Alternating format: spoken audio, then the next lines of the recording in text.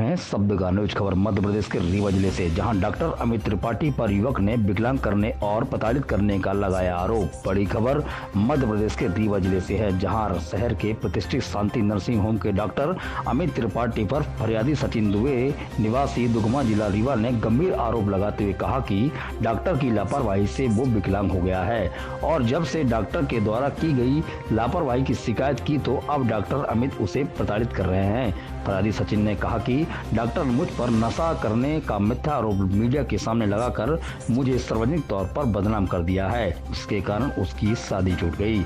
इतना ही नहीं, डॉक्टर ने मेरी मांग और आवाज को दबाने के लिए 10 लाख की मानहानि की लीगल नोटिस भी भेज दी है। साथ ही जीवन बर्बाद करने की धमकी भी मिल रही है। पीड़ित फरियादी ने बताया कि कुछ दिन पहले डॉक्टर अमित कुमार त्रिपाठी शांति नर्सिंग होम एवं ट्रॉमा सेंटर रीवा के ऊपर कार्रवाई के लिए उसने जिला कलेक्टर और पुलिस अधीक्षक को आवेदन दिया था, जिससे बौखलाए डॉक्टर ने अब उसकी आवाज दबाने के लिए लीगल नोटिस और धमकियों का सहारा ले लिया है। जबकि शासन प्रशासन को मेरे आवेदन पर जांच कार्रवाई की जानी चाहिए, क्योंकि डॉक्टर की लापरवाही से उसका पूरा जीवन बर्बाद हो गया है।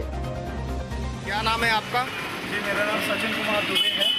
मैंने अभी एक वीडियो में आपको बताया था कि मेरा 10 मार्च 2020 को कार दुर्घटना में पैर टूट गया था, जिसके लिए मैंने डॉक्टर अमित कुमार त्रिपाठी शांति नर्सिंग होम के ऊपर मैंने कार्रवाई के लिए आवेदन दिया था माननीय एसपी साहब को। तो सर क्या हुआ है कि इन्होंने कार्रवाई तो उनके प्रति कुछ नहीं हुई है, उन्होंने जवाबी कार्रवाई मेरे ऊपर बैठा दी है। डॉक्टर साहब ने मुझे नोटिस भेजा है, जिस नोटिस में मुझे 10 लाख का हर्जाना के लिए नोटिस किए हैं। इसमें नोटिस में ये बोला गया है कि मैं उनके ऊपर आरोप जो लगा के अपन गलत हो गए हैं। ऊपर करिए जी जी।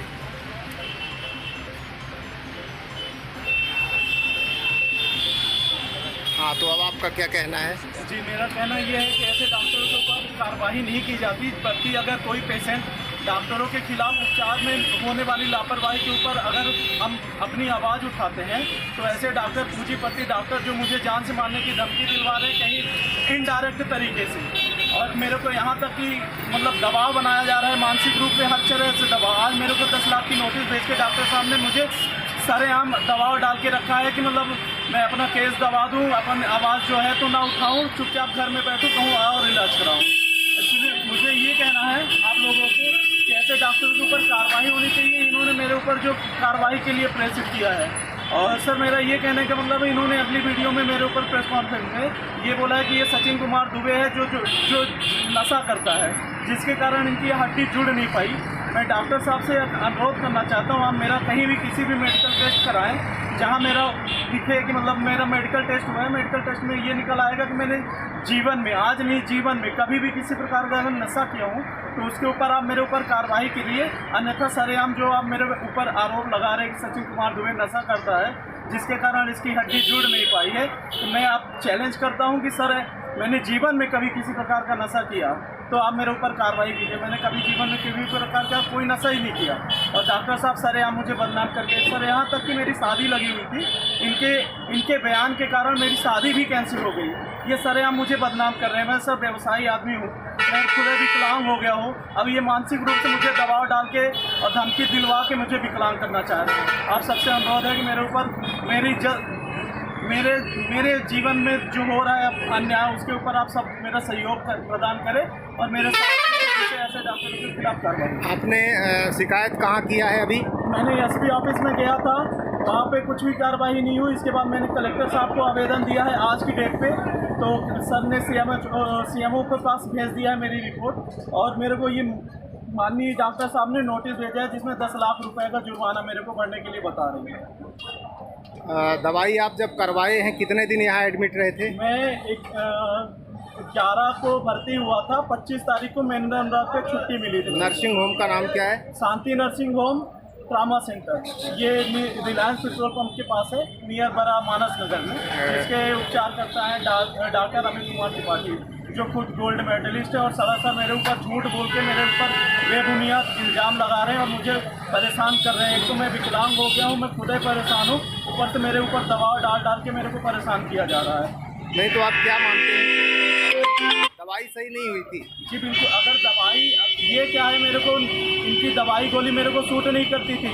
मैं पहले भी इनके पास बोलता था कि सर आपकी गोली दवाई मेरे को इतना ओवरडोज दे रहे हैं, फिर भी मेरा दर्द कम नहीं हो रहा है। तो मेरे को क्या बोलते थे मेरे घर वालों की नज़र में कि ये नशे करते हैं, इसलिए इनको इतना हाई डोज दे रहा हूँ, फिर भी इनको सूट नहीं करता है। और इन्होंने मेरे मतलब अगली वीडियो में उन्होंने ये बोला है कि ये लड़के के सिर्फ लड़के थे, मेरे घर वाले कोई इलाज कराने नहीं आए। मैं डॉक्टर साहब से अनुरोध करना चाहता हूँ, जिसमें 2.5 से 3 लाख रुपए मैं पेमेंट किया हूँ। मेरे घर वाले, पूरा परिवार, मेरे जितने रिलेटिव थे, साथ ये हॉस्पिटल के अंदर गेट बंद करके बियर पीते थे, दारू पीते थे, ये सब चीज़ करते थे।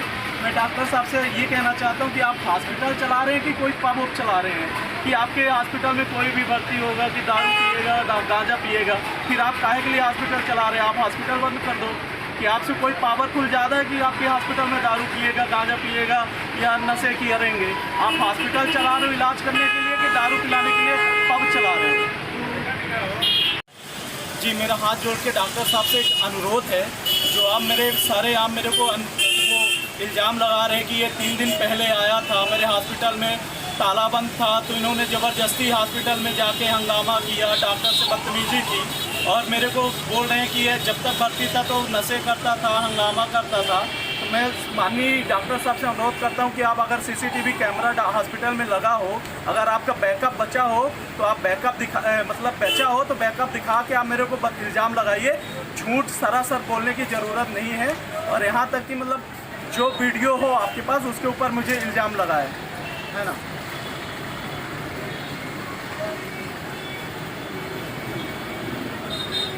तो आप अच्छे से चल नहीं पाते क्या? जी बिल्कुल, मैं चल नहीं पा रहा हूँ। अभी भी मेरी हाथ देखिए, हाथ में डंडा है जिसके बिना सहारे से नहीं चल सकता, और मैं चलता हूँ तो मेरे पैर में सूजन आ जाता है, जिसके सपोर्ट के लिए मैं पट्टे लगा के चल रहा हूँ। कितने महीने हो गए आपको? आज 1 साल होने वाले हैं सर। 1 साल से ऊपर से होने वाला है। अभी तक कोई आराम नहीं मिला।